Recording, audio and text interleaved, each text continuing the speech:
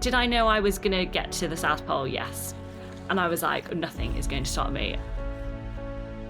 I didn't even know Team Forces were a thing until the beginning of this year. What an incredible organisation. They've given me the ability through funding to have the best starting point for my boat. One of the difficult things about being a full-time athlete is how you do fund it, because you need to be doing the right amount of training and the right amount of rest, and really you need consistency in your lifestyle, and therefore it's pretty difficult to do if you're sort of doing other work. So yeah, they've given me the freedom and space to try and get that consistency. So we're here to attract defence suppliers who are working with the Ministry of Defence, who wish to be socially responsible corporate citizens and wish to give back to the armed forces community. Team Forces has been really important to our growth within the MOD, but more importantly, giving back something to the community of the armed services.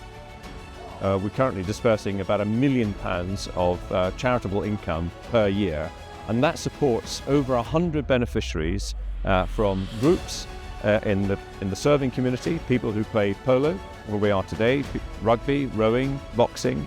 But we've broadened the reach of our beneficiary group to include veterans with mental and physical wellbeing issues, and expanded sideways into forces families, spouses, partners and children. Social value, it has become and it will continue to be a critical component of the commercial landscape in the United Kingdom. Through membership of Team Forces, our sponsors are automatically in receipt of impact reports from us of the benefit that we are conferring across our beneficiaries. When you hear some of the stories of individuals who've served their country, been injured, hurt, and need to be helped to go forward, then we absolutely want to be a part of that programme. From my perspective, this type of investment to us is money extremely well spent.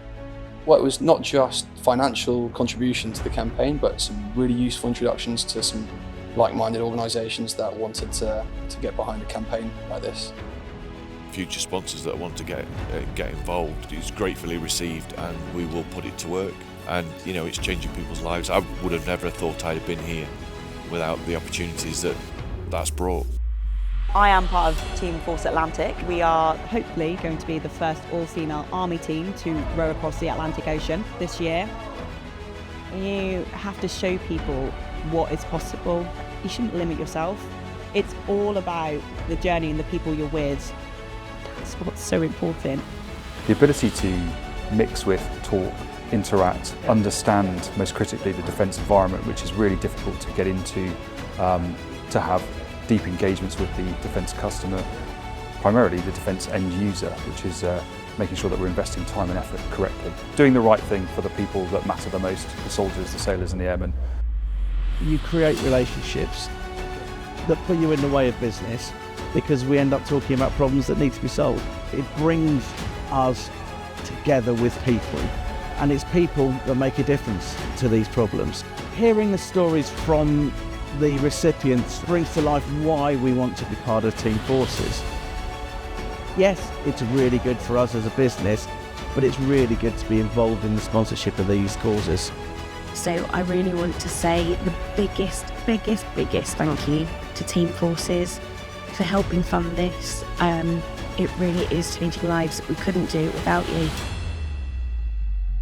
So for me, I am personally completely fulfilled in what I do.